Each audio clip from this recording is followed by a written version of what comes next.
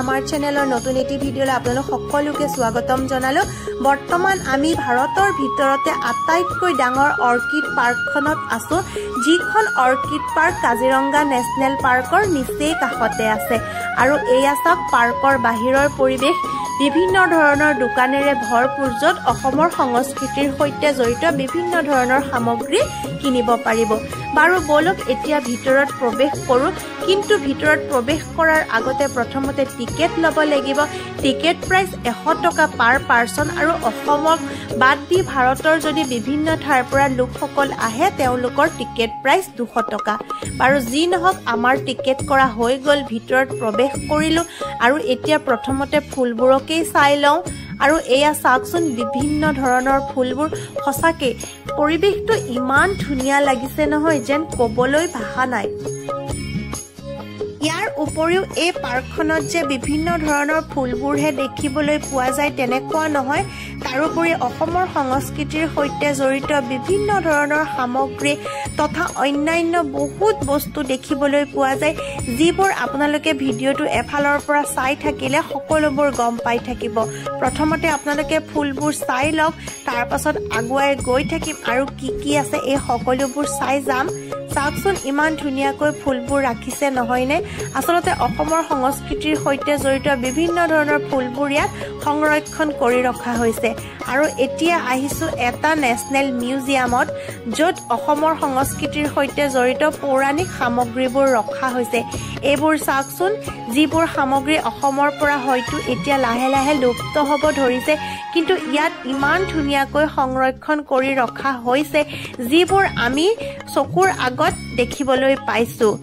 আৰু এটা কথা, যিহেতু কাজিৰঙা নেশ্যনেল পাৰ্কলৈ অসমৰ তথা ভাৰতৰ বিভিন্ন ঠাইৰ পৰা লোকসকল আহে, তেওঁলোকে এই অৰ্কিড পাৰ্কখনত আহিলে বিভিন্ন ধৰণৰ সামগ্ৰীবোৰ যেতিয়া একেলগে দেখিবলৈ পাব, সঁচাকৈ তেওঁলোকৰ মনবোৰ আনন্দৰে ভৰি পৰিব।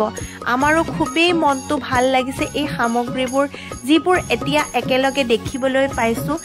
আমাৰ লগত যিহেতু অসমৰ বাহিৰৰ আলহী আহিছে আৰু তেওঁলোকৰ অসমৰ সংস্কৃতিৰ সৈতে জড়িত সামগ্ৰীবোৰ দেখিবলৈ পাই খুবেই ভাল লাগিছে। লগতে আমাৰ মনটো আনন্দৰে ভৰি পৰিছে যে আমি তেওঁলোকক অসমৰ সামগ্ৰীবোৰ যেনেকৈয়ে নহওক দেখুৱাবলৈ পাৰিছোঁ। আৰু এইবোৰ চাওকচোন বিভিন্ন ধৰণৰ চাদৰ মেখেলা, যিবোৰ আমাৰ অসমত প্ৰচলিত। কেৱল মাত্ৰ চাদৰ মেখেলাই যে তেনেকুৱা নহয়, আৰু অসমত যিহেতু বিভিন্ন ধৰণৰ ট্ৰাইবছৰ লোক আছে আৰু তেওঁলোকৰ যিহেতু বস্ত্ৰবোৰ বেলেগ বেলেগ হয়, গতিকে সেইবোৰ ইয়াত খুব ধুনীয়াকৈ সংৰক্ষণ কৰি ৰখা হৈছে, যিবোৰৰ বিষয়ে লোকসকলে খুব ধুনীয়াকৈ জানিব পাৰিব। আৰু কি ক'ম, ক'বলৈ ভাষা নাই, বিৰাটেই ধুনীয়া এটা পৰিৱেশ। আৰু বৰ্তমান আমি এটা ইনষ্ট্ৰুমেণ্ট মিউজিয়ামত আহিছোঁ, য'ত অসমৰ লোক সংস্কৃতিৰ সৈতে জড়িত বিভিন্ন ধৰণৰ ইনষ্ট্ৰুমেণ্টবোৰ দেখিবলৈ পোৱা যায়। সৌৱা চাওকচোন, ডবা, এইফালে ঢোল, খোল, নেগেৰা, গীটাৰ, চিটাৰ, বাঁহী, পেঁপা, মুঠৰ ওপৰত বিভিন্ন ধৰণৰ ইনষ্ট্ৰুমেণ্টেৰে ভৰপূৰ। সঁচাকৈ পৰিৱেশটো বিৰাটেই ভাল লাগিছে। শুনামতে ইয়াত তেওঁলোকে ইনষ্ট্ৰুমেণ্ট বজায়ো শুনাই বোলে, বাকী চাওঁচোন বাৰু আমাৰ ভাগ্যত বা আছেনে নাই। আৰু এইফালে চাওকচোন, গৰু গাড়ীখন ইমান ধুনীয়াকৈ সজাই ৰাখিছে। সঁচাকৈ নিজৰ শৈশৱৰ দিনবোৰলৈ মনত পৰি গ'ল, কেনেকৈ যে পথাৰৰ পৰা গৰু গাড়ীত উঠি উঠি আহিছিলোঁ, সেই যেন দিনবোৰ ক'ৰবাত হেৰাই গ'ল। মনত পৰে শৈশৱৰ সেই ভাল লগা দিনবোৰ।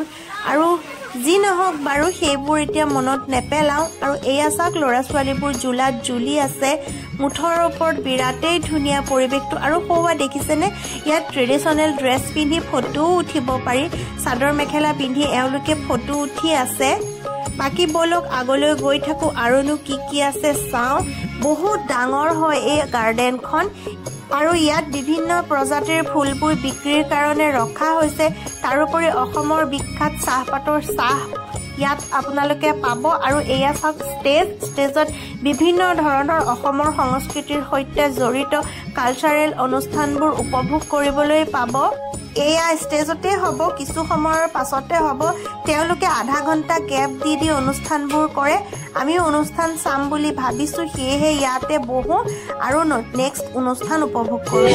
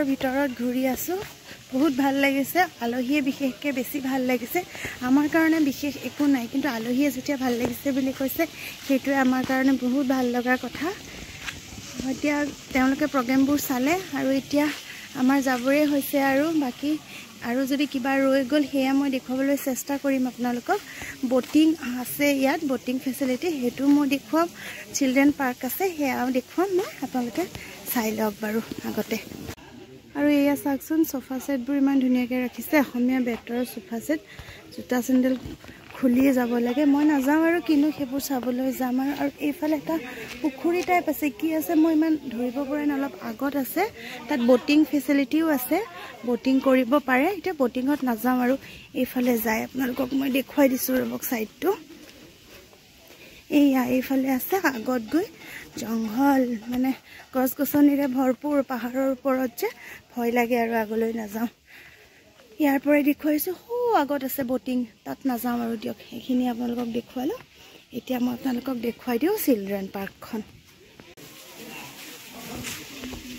অসমীয়া ট্ৰেডিশ্যনেল ড্ৰেছ পিন্ধি ফটো উঠিব পাৰে ইয়াত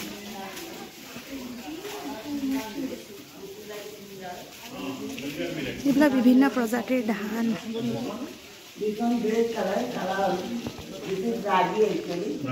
ভিতৰত বিভিন্ন প্ৰজাতিৰ ফুল ৱাশৰুম আৰু এইফালে চিলড্ৰেন পাৰ্ক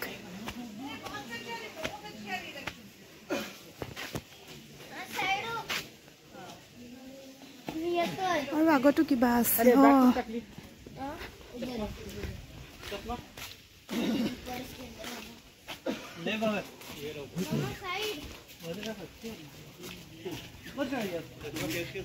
এবিধ শাকৰ বাগিচা শাক আছে ইয়াত কিবা খোৱা বোৱা কিবা আছে টঙি ঘৰ এয়া চাওক ওপৰত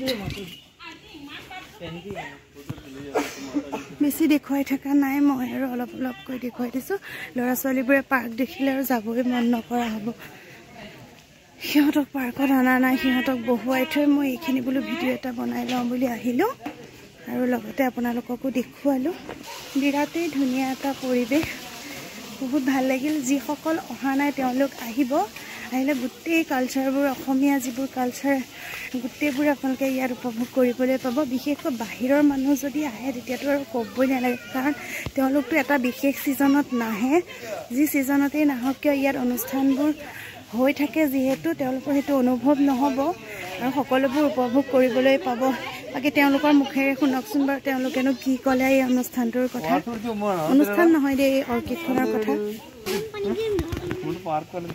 भैया कैसा लगा ऑर्किड अच्छा लगा ऑर्किड का अच्छा ये वाला प्रोग्राम अच्छा लगा हाँ क्योंकि आप लोगों को कहाँ ये सब दिखाई देंगे एक ही स्टेज में मुश्किल है हाँ आपको कैसा लगा अच्छा लगा ভালো লাগা ভাল লাগা ঠিক গোখানি নাযায় আৰু ঐ ঐ ঐ পৰিবা পৰিবা গোখানি পৰিবা ৰিচু নেই জানা এয়া আছিলে আৰু আজি ভিডিঅ'টো ইমানতে সমাপ্ত কৰোঁ গোটেইবোৰ আপোনালোকক দেখুৱালোঁ যিসকল অহা নাই নিশ্চয় আহিব টিকেট প্ৰাইচটো মই ক'বলৈ থাকিয়ে গ'ল ঐ 200 গম পালেই নে ঐ ঐ ঐ ঐ ঐ বাকী আজিলৈ আহোঁ আৰু এই ছোৱালীজনী বহুত দুষ্ট তাইৰ পৰা শান্তি নাই চলিয়ে হৈ গয়া টাইম বাকী ভিডিঅ'টো ইমানতে সমাপ্ত কৰোঁ যদি ভিডিঅ'টো ভাল লাগিল লাইক কৰিব চেনেলটো ছাবস্ক্ৰাইব কৰিব বুলি আশা থাকিল